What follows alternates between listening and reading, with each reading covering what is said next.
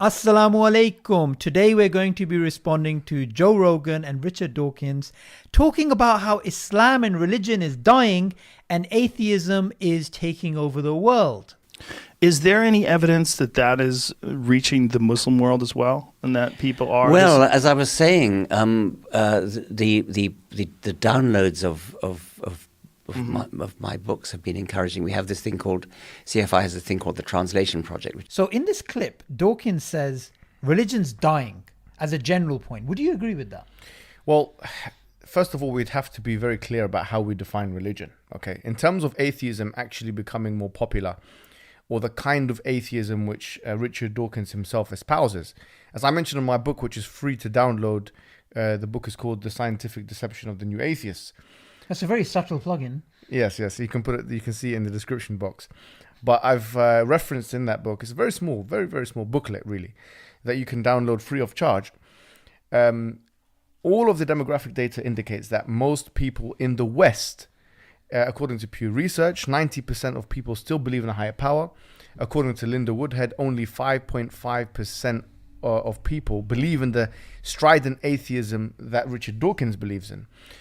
Which is actually, quite interestingly, from a British perspective, the same number of people, amount of people that are Muslim in this country. So there's about the same amount of Muslims in this country as there are atheists. Militant atheists. Strident atheists of Richard Dawkins' kind. So here Dawkins, he's basically saying, look, guys, I can tell you atheism's rising in the Muslim world and Islam is dying because people are downloading my book. So really rigorous scientific argument, isn't it? Well, it's methodologically flawed from a demographic and sociological perspective, not least because the religious switching cannot and has not been sociologically identified by downloads of the atheistic material. We can say after 9/11, millions of people say they downloaded the Quran because they're like, okay, what's this about? Yeah. Does that mean they automatically became Muslim? Yeah, exactly. I mean, Right. it's a very silly first of argument. all, 13 million people might have downloaded the book, but it doesn't mean all of them, number one, read it, and number two, agreed with it. Or it could be a vaccination. Right. Because the book has such weak arguments. Like Michael Roos says, I'm embarrassed to be an atheist because of this book, right? Yes, This yes. book makes me embarrassed. And, he makes the conflation between metaphysical naturalism and methodological naturalism. There's fallacies pointed out Yes. by Elliot Sober, by Massimo Piglucci, Yes. by Michael Roos, by all these people. Right. So it could be the Muslim picks up the book and is like, okay, this is atheism is about. Actually, it's quite poor. And then they're like, I'll never want to touch atheism again. Maybe he's spreading Islamism in the Muslim world. Absolutely, because a lot of the time when people want to increase their cultural capital by learning about new ideas of the West, which is obviously the demographic heartland of the new atheist movement, that sometimes acts as a counter current. Yeah, People think, well, if this is what it's about, then we have nothing to do with it. absolutely. But in terms of recent history, I mean, what we should look at is the fact that in the 60s and 70s, in countries like the countries that he mentioned, Iran and Egypt, the countries that he mentions, in countries like those, you'll find that there's been a movement from pan-Arabism or nationalism and secularism towards Islam, religiosity, practicing observance of the religion. Yeah. And that's visible. I mean, for anyone who just sees pictures, okay, I'm not saying that's the only... Well, Yemen, Afghanistan, all Yeah. these areas, they were secular and communist. In and terms of atheistic. even dress code, I mean, Yeah. the dress code has shifted completely. Look at pictures of Egypt in the 16th and 70s. Look at pictures of Iran in the 16th. Women were probably wearing miniskirts and these kind of things. Now, there's a big chunk of the population in Egypt where it's not compulsory. I mean, no one's going to get attacked if they don't, that observe the hijab, that masajid, mosques have increased. I mean, even from an internet data point perspective, we look at Google Trends, we look at the du'at, or those individuals who call to Islam, and their sermons and their preaching has become extremely popular, especially in the after 2000. So all the data points that we can look at and tangibly see indicate there's been a trajectory move towards religiosity rather than the opposite. So he says he's very hopeful, right? He's very hopeful of atheism basically taking over. But I have this question, and I don't know if you've thought about this, but atheists in general, they don't really have many kids. Muslims have a lot of kids. And Dawkins' entire worldview is based upon Darwinism, and the ultimate rationale, according to him in The Selfish Gene, is the preservation of our genes, reproduction, and survival. So, could it be that natural selection, Darwinism, actually causes Islamism? Because Muslims actually have the most amount of children, as you know, and Islam is growing faster than the world population. It's the fastest growing demographic. So, is it possible that that's why Islam is growing, and that's why his hope that atheism is going to actually prevail is going to fail because of the theory that he purports to believe in?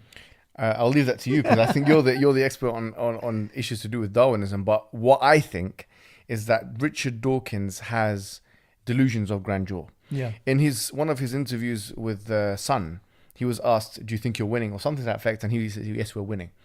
Nothing of the information that we have from Pew Research on apostasy, which by the way is methodologically flawed, because they interview like 30% or Iranians. Yeah. Who don't speak English as a first language and don't represent the bulk of Muslims in America. But even if we look at that and we look at other data points like the Yaqeen study on doubt and so on, we'll find that really Darwinian arguments, which is really the thrust of his book, right?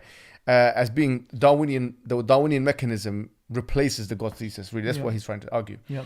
Is not one of the reasons why people are leaving religion, if it is a reason, if there is a reason. I think in your research you were trying to, in your book, you're basically talking about moral issues. Yes. Yeah, that being the cause, not anything exactly. So in terms of if there's an intellectual reason, which is not always the case for people leaving Islam, for example, or even Christianity, in the case of Islam, it's usually morality. Yeah. Which is not the exclusive property of the new atheist argument. Well, actually, they don't have a justification for morality in the first place. Exactly, right. And that's something else. In the sense that they make these arguments against religion, but so do other people, many different people who are not new atheists. Christians can make arguments against Islamic morality.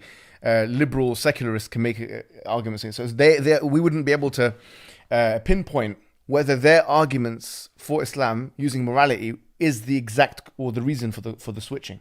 Yeah. Do you see what I mean? Yeah, there is that. And you can also sort of argue that, he's talking about atheism taking off in the Muslim world, but has it even really taken off in the Western world? Because the Soviet Union, they had this massive atheism project for decades. And when it collapsed, people went back to religion. We're finding New Age paganism. We're finding these spiritual movements rising all across Europe, rising all across North America. So it's not even working here. Why would it be working in the Muslim world? Well, looking at New Atheism in particular, people like Richard Dawkins, people like Sam Harris. And when we look at the interaction or the engagement or the numbers, because Joe Rogan used that term, the metrics, the actual internet metrics with...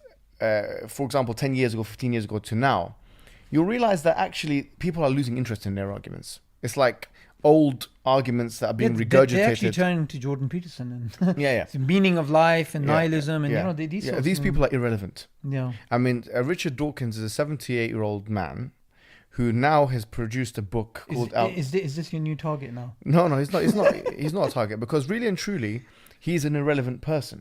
I mean, we have to be honest. 78 years old, has just produced a book. I'm not going to even name the title.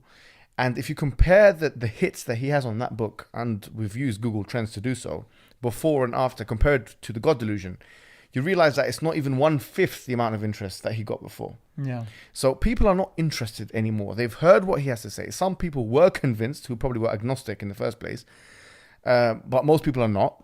And his broken record arguments are just becoming a thing of the past. They're going to go to the dustbin of history, really. So what about this Joe guy? I mean, he's just nodding along like, one of those puppets. And, he's also been trying to promote atheism a lot. I mean, do you see him as an atheist evangelist as well? I don't know if he's an evangelist. I actually mentioned Joe Rogan in my book as a point of comparison to show the irrelevance of people like Richard Dawkins. Oh, interesting. Yeah, I mentioned him in some of the internet data that I picked up, because he's a cultural figure now. And I think he is an influencer, and I think he is extremely relevant. Like, comparing Joe Rogan with Richard Dawkins is like comparing Michael Jackson with, I don't know, one of these people who have started a YouTube channel. Smile to Jannah or something, right? Yeah, something for example. Like that. Yeah, exactly. Yeah. But so the point I'm making is that Joe Rogan, though, he's an atheist, and for the most part, he's just brought atheists into his podcast. He's spoken to Sam Harris, spoken to Richard Dawkins. He's engaged with Ben Shapiro, softly on Judaism. He's not really had someone who represents the religion, an Abrahamic religion, talk them through their rationale.